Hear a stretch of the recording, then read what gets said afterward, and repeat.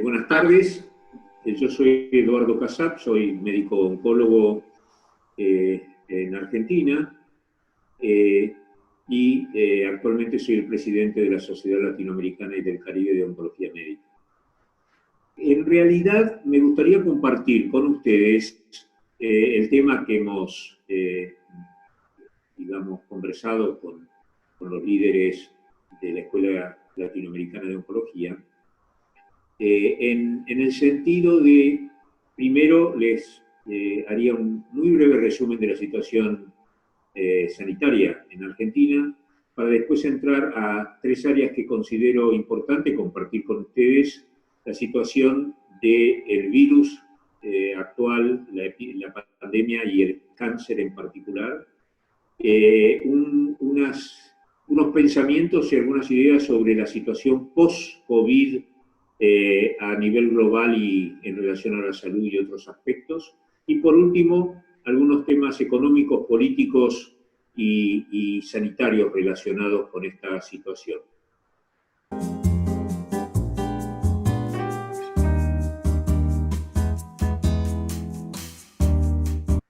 Bueno, la situación en Argentina, muy brevemente, es buena desde el aspecto sanitario y médico. Debido a los 2 o 3 semanas de demora que hubo entre la presentación del virus en Europa y la llegada a América del Sur, América Latina, eso dio tiempo a un poco organizar mejor los sistemas y conocer la experiencia previa de países europeos. Con lo cual, la postura del gobierno argentino fue muy dura, muy firme. Prácticamente desde principios de marzo ya hubo medidas y a mediados de marzo hubo un aislamiento completo, se han cerrado las fronteras, no hay vuelos al exterior, no hay vuelos internos tampoco, la gente no puede circular por las vías de comunicación terrestre, el país está aislado, salvo excepciones, cuestiones sanitarias. Hay, por ejemplo, aviones que están viniendo a China a traer insumos cada semana o cada 4 o 5 días, pero el país está aislado. A resultas de esto, la cantidad de infectados hoy no supera, es 28 de abril, no supera los 4.000 y el número de muertes no llega a 200 y ya hay alrededor de 1.500 pacientes ya recuperados. Claro, esto no era difícil de esperar. Había cálculos hechos a mediados de marzo por el gobierno que yo creo que eran excesivos, hablando de decenas de miles de infectados, etcétera, etcétera. Pero realmente hay que tener en cuenta, en principio, que Argentina es un país muy grande, en extensión, con poca densidad poblacional. Hay provincias del país que todavía no han tenido un caso. Así que esta situación está también planteando cómo se va a salir de la situación de aislamiento total, porque las ciudades grandes, de Buenos Aires, Rosario, Córdoba, el porcentaje de infectados es mucho mayor. Y hay provincias enteras que no. Entonces se está entrando en una tercera, cuarta fase de una salida del aislamiento fragmentado por sectores geográficos o de actividad. Así que la situación es buena, con la contrapartida bien conocida de una catástrofe económica. Ya Argentina venía mal en el aspecto económico y todo esto afecta brutalmente la economía del país. Hay un par de casos bastante claros, que son el caso de Dinamarca y Suecia. Ambos países utilizaron los esquemas opuestos, no recuerdo cuál es cuál, pero uno utilizó el aislamiento completo y cuarentena, y el otro un aislamiento bastante limitado, y la cuarentena trajo un gran éxito sanitario y una muy mala performance económica. Y el otro país tuvo realmente más infectados y fallecidos, pero con menos afectación de la parte económica. Así que yo creo, en general, que el problema de los líderes de los países y del mundo es balancear la situación sanitaria dentro de lo posible para minimizar los riesgos y acotar los efectos colaterales, pero al mismo tiempo no estrangular las economías, porque la recuperación va a ser luego mucho más difícil. Esto es en síntesis lo que quería compartir con ustedes, que no es muy novedoso y lo deben saber.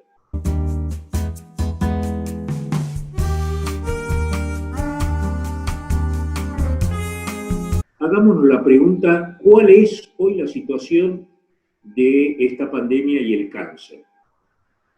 Y bueno, acá tenemos que ver que la situación tiene aspectos negativos y positivos. Desde el punto de vista de los aspectos negativos, debemos decir que en principio, en los últimos 10, 15 años, ha habido desde el punto de la salud global y desde el punto del cáncer global, un gran esfuerzo tratando de diferenciar las enfermedades transmisibles de las enfermedades crónicas. Y eso partió del hecho de que durante décadas la Organización Mundial de la Salud y otras instituciones eran realmente muy proclives a realmente focalizar el tema, sobre todo en los países en desarrollo, en las enfermedades infecciosas. Entonces hubo un gran trabajo internacional de muchas organizaciones que culmina en el año 2010 en la cumbre de las Naciones Unidas de alto nivel sobre enfermedades crónicas. Segundo evento de esta magnitud en salud en la historia de las Naciones Unidas. El primero fue sobre SIDA en el 2000 y el segundo fue el de enfermedades crónicas en el 2010. 2 veces en la historia de las Naciones Unidas. Porque el concepto de que este es un problema de la OMS, este es un problema de los gobiernos y de la salud, es un concepto imperfecto. Este no es un problema de la OMS. La OMS ha sido tradicionalmente una institución que es el brazo sanitario o de salud de la Organización de las Naciones Unidas, pero es un brazo débil, porque no tiene poder de policía, puede emitir recomendaciones, que estas pueden ser o no seguidas por los gobiernos, los que dictan las políticas públicas, etc. El poder de policía, el Congreso del mundo, son las Naciones Unidas. Y el ejemplo hasta ahora no ha sido bueno, porque en los 10 años que hay desde el 2010 al 2020, las recomendaciones de esa reunión de alto nivel, que fueron a todos los 198 países del mundo, no sé cuántos son exactamente hoy, han sido seguidas pobremente. Entonces, aun cuando hubo una recomendación de altísimo nivel, porque las Naciones Unidas tienen mandatos sobre los países, que está dado por cada uno de los gobiernos que participa del sistema de Naciones Unidas. Entonces, ¿qué pasó? Este esfuerzo que se consiguió y fue realmente movido mucho por los países del Caribe, el CARICOM, que fueron los países que, siendo prácticamente los con mayor incidencia de enfermedades crónicas del mundo, movieron el sistema de Naciones Unidas para que esta conferencia se realice. Y bueno, no ha sido muy efectivo, y de hecho una de las consecuencias que se está viviendo hoy, la falla de los sistemas en realmente enfrentar esta situación, se expresa por hechos que son, yo creo, bien conocidos.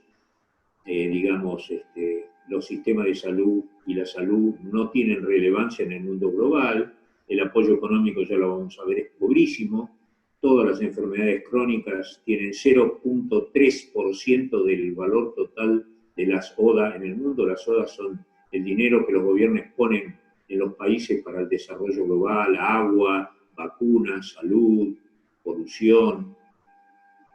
Una sola enfermedad tiene 7 billones de dólares por año, que es el SIDA. Las 4 enfermedades crónicas más importantes del mundo tienen 300 millones de dólares.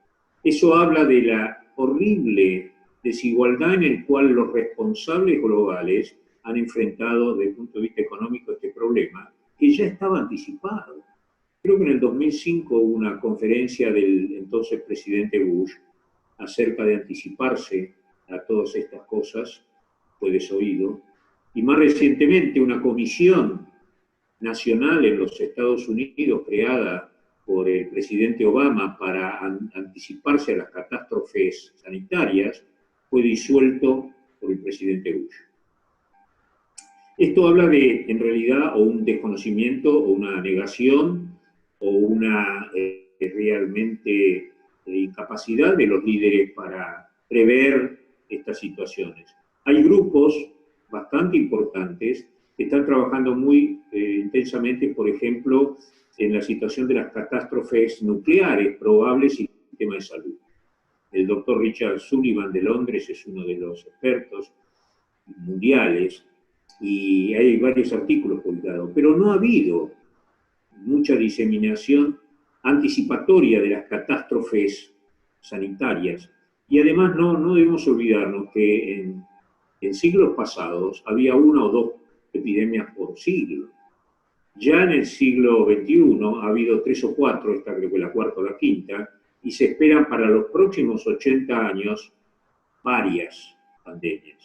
Así que este es el marco global en el cual cáncer, y ahora vamos a ver un poquitito, cómo está participando.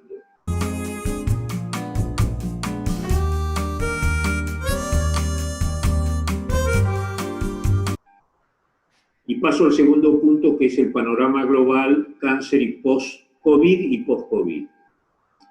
El virus no fue conocido en el mes de diciembre, o en el mes de, supongamos, julio o agosto en China.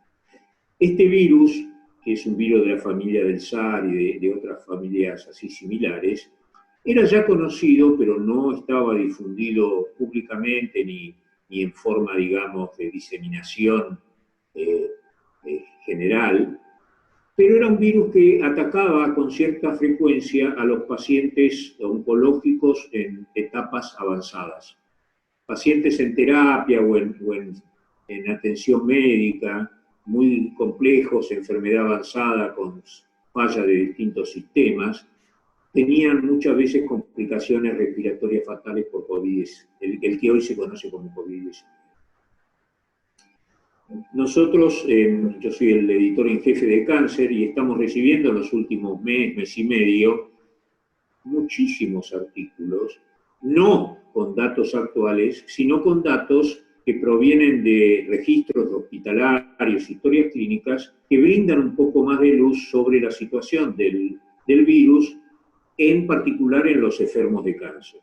Por supuesto que no hay datos todavía, o yo no los conozco, sobre la situación del virus actual en los pacientes y los pacientes de cáncer. Pero bueno, es un tema que está en análisis. Pero todo parecería indicar que el problema actual no es el mayor. Porque, digamos, está todo el mundo alerta, prendemos el televisor, todo el mundo lo sabe. Nadie habla de otra cosa.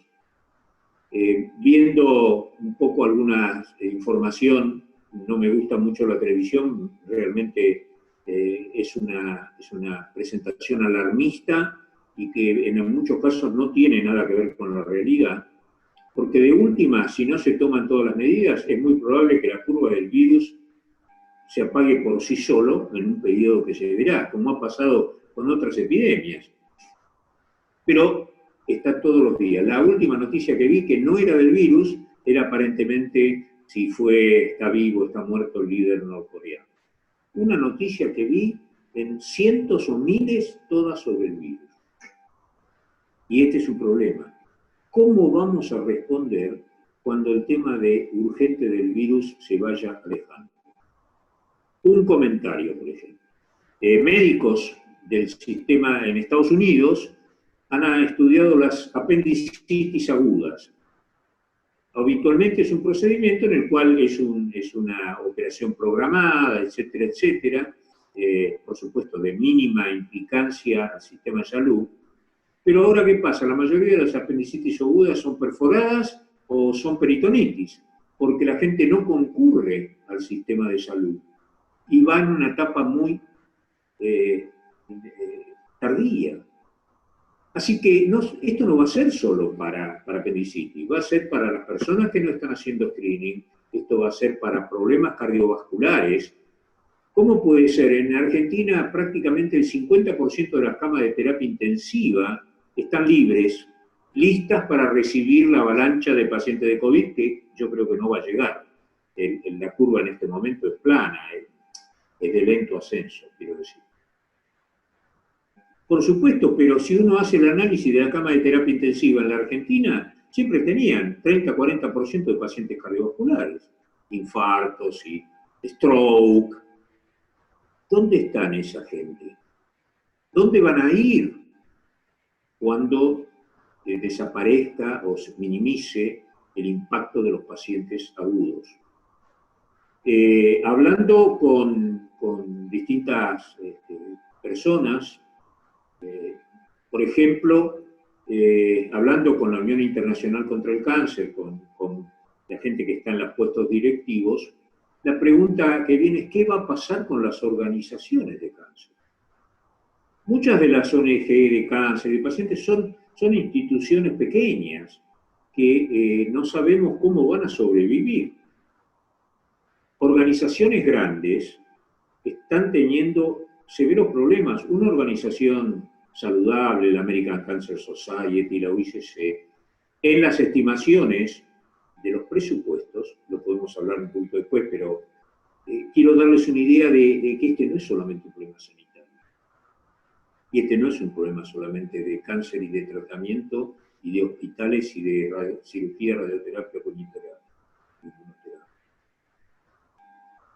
La mayoría de las organizaciones tienen fondos para mantener la estructura en las muy sólidas entre 4 a 6 meses. ¿Qué va a pasar con las organizaciones cuando pasado este momento tengan que volver a, si es que, según cuándo y cómo, vuelvan a reactivarse? ¿Y cuál va a ser el impacto en las organizaciones, en las ONG, que únicamente son las que más se han ocupado del problema del cáncer debido a la poca atención que han tenido los gobiernos? Entonces, esas yo creo que son preguntas que ya tenemos que hacernos.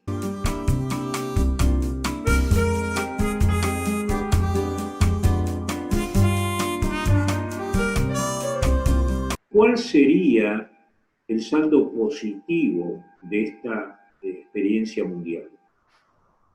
Hay una versión optimista y hay una versión no tan optimista. La idea sería de que esta desatención que hubo hacia el cáncer o muchas enfermedades crónicas en las últimas décadas podría tener un poquitito una reevaluación de la prioridad, que los gobiernos empiecen a comprender que la salud es importante, pero que es más importante anticiparse a los hechos y tener sistemas de salud sólidos que puedan responder ante catástrofes de este tipo u otras, porque puede no ser un virus, puede ser una guerra de tipo con alguna sustancia que contamine los países, puede ser riesgo nuclear, hay distintos. No hay una preparación de los sistemas de salud y los gobiernos para esto. Es verdad, hay un aspecto.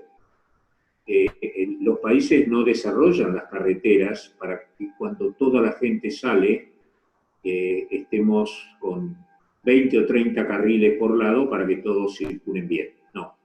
Se hacen las carreteras para un promedio de circulación. Y entonces los fines de semana mucha gente sale y hay la situación que todos conocemos de los embotellamientos.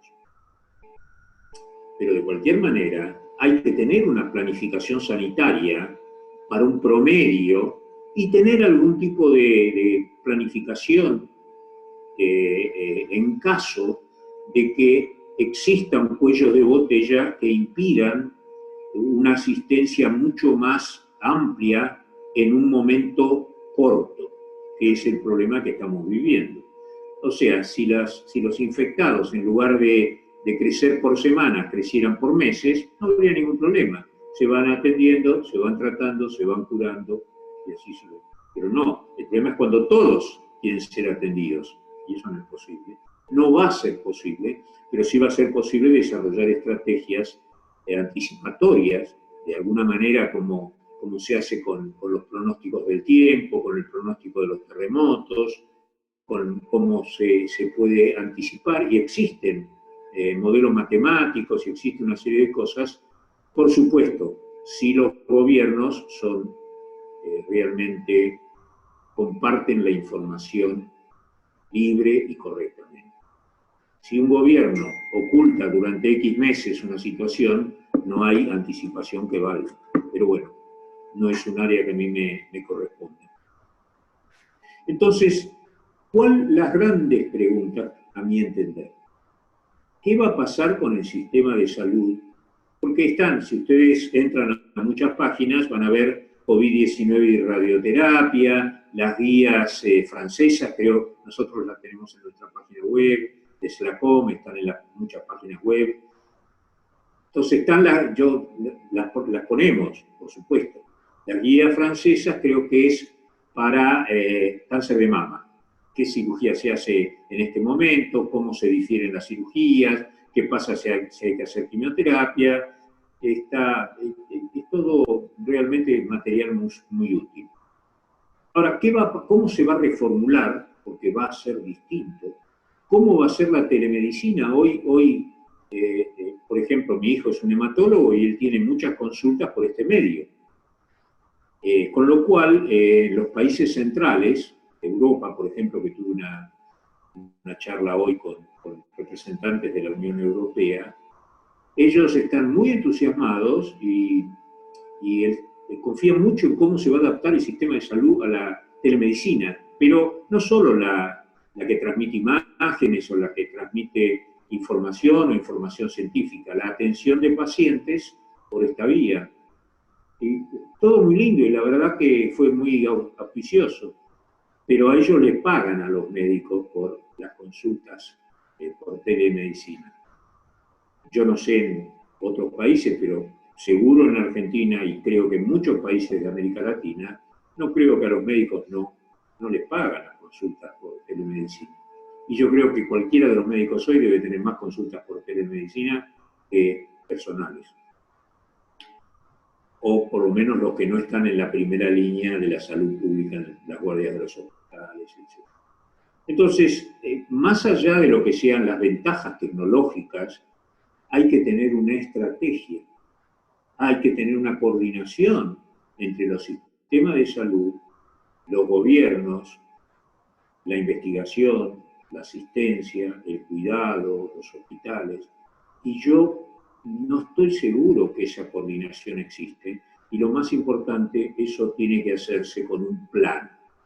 Tiene que haber un plan de cómo la salud se va a insertar, y después cada una de las enfermedades, cómo se va a insertar dentro de este mundo post-COVID. Así que bueno, yo creo que estos eran los puntos más salientes que quería compartir con ustedes, no los veo tan presentes, y en resumen yo estimularía, sobre todo a la gente más joven, que tiene más contacto con fuera de los sistemas clásicos, tanto de educación como de asistencia, ver cómo todos juntos podemos pensar en voz alta y buscar estrategias innovadoras, tratando de encontrar un denominador común. Porque en realidad, si se mejoran los sistemas de salud, la gran mayoría de las enfermedades van a estar beneficiadas en la atención, pero no sé cuánto van a estar beneficiadas las personas sanas. Entonces, tenemos que ver el mundo como un mundo que no va a ser solo de los pacientes, y ese es un punto que hoy conversé bastante. Yo creo que hay que ver un mundo en el cual es importante definir el rol de los ciudadanos, porque en muchas de estas situaciones de crisis el problema es la conciencia social de los ciudadanos, la mayoría sanos. ¿Cuál va a ser el rol de los enfermos? ¿Cuál va a ser el rol de las organizaciones y su subsistencia dentro de esta crisis mundial? Y desarrollar de la mejor manera posible planes o estrategias en el cual desde un concepto multisectorial, multiinstitucional y multidisciplinario enfrenten el problema con una visión holística y sobre todo que trate de anticiparse a los problemas que estamos por tener más cercanos o más lejanos.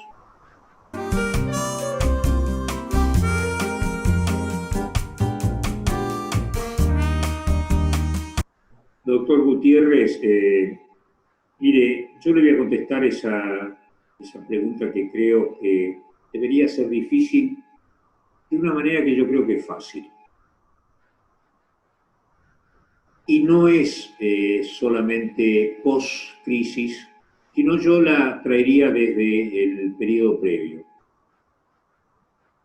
Los sistemas de salud en América Latina en general han sido ineficientes y realmente carentes de una adecuada coordinación y planificación. Le voy a dar un ejemplo. Argentina gasta el 10% del Producto Bruto Interno o más en salud. 1 de cada 10 dólares que entran o produce el país van a salud. Y el sistema no es bueno. No es malo, pero es fragmentado, ineficiente. O sea, el dinero estaba. Entonces vamos a tener que aprender a ser eficientes con el dinero en salud de la misma manera que es una empresa privada. O sea, el Estado no compraba bien, muchos insumos, no había una correcta... Le doy un ejemplo de Argentina, que es muy simple. Hay 7 subsistemas, cada uno compra por su lado, hay enormes ineficiencias, que creo que son, por supuesto, no para todos los países. Conozco Uruguay, Chile, Costa Rica, Colombia quizá, Perú, están acotando bastante bien y mejorando los sistemas. Pero otros países, México, Brasil, Argentina, hay dinero, y de hecho hay dinero, pero mal utilizado. Entonces yo creo que esto era antes, es ahora y va a ser igual. Si el problema nosotros es que tenemos un envase de agua y tiene agujeros, nosotros vamos a poner más agua, más dinero, y se va a ir, porque se va a perder por los agujeros. América Latina necesita que los sistemas de salud tapen los agujeros. Solo ahí se puede poner dinero. Porque ahora no se puede poner, porque si usted va a poner más dinero, va a perder más dinero. Entonces yo creo que este concepto simple es optimizar los sistemas de salud, coordinar los recursos y hacer un uso racional e inteligente de los mismos en forma de una adecuada planificación y coordinación. Yo sé que esto es difícil políticamente, hay muchos aspectos, hay muchos intereses, pero la solución no es difícil. Lo que pasa es que es casi imposible de aplicar, pero la solución está. Y estaba antes y va a ser más urgente, necesaria e imprescindible de aplicar ahora en la próxima fase. Yo lo veo de esta manera.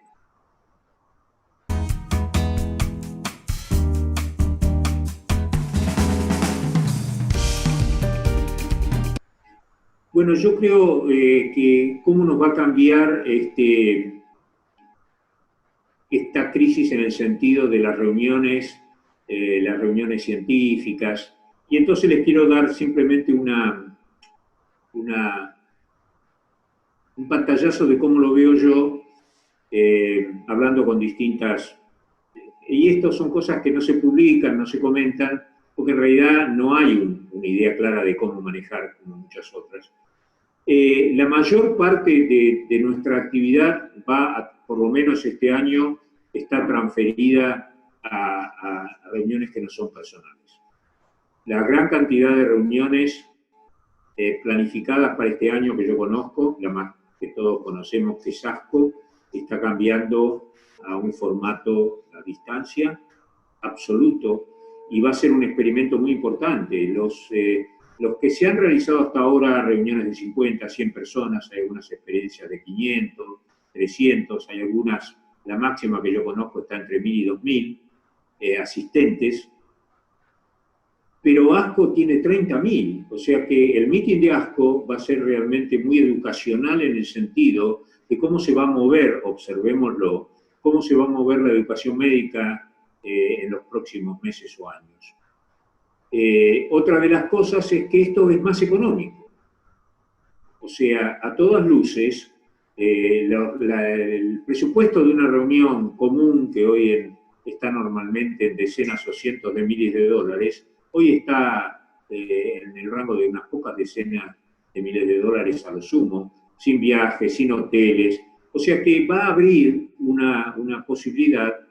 Y otra cosa interesante, uno de los meetings, me comentaban, tenía usualmente 2.000 asistentes, 1.500, 2.000. Estoy hablando de reuniones no solo de cáncer, pueden ser de investigadores, de otras disciplinas. Hicieron el meeting recientemente virtual y tuvieron 7.000 participantes. Y bueno, es lógico, ahí está la gente que va a los meetings, pero eso necesita estar apoyado por alguien y implica la inscripción, a veces $1.000, implican el viaje aéreo, implican el hotel, implican el lucro cesante. Acá uno se inscribe, se anota, creo que están cobrando alrededor de $100, y tiene el acceso, y aparentemente hay también metodología ahora disponible de interacción entre los participantes. Entonces yo creo que tenemos que estar atentos. No creo que desaparezcan los meetings personales, pero vamos a ver seguramente a varios aspectos positivos que van a poder hacer difundir la educación, la investigación en cáncer, la enseñanza y el aprendizaje. Todos aprendemos permanentemente, de una manera que sea mucho más dinámica y accesible y desconocida hasta ahora.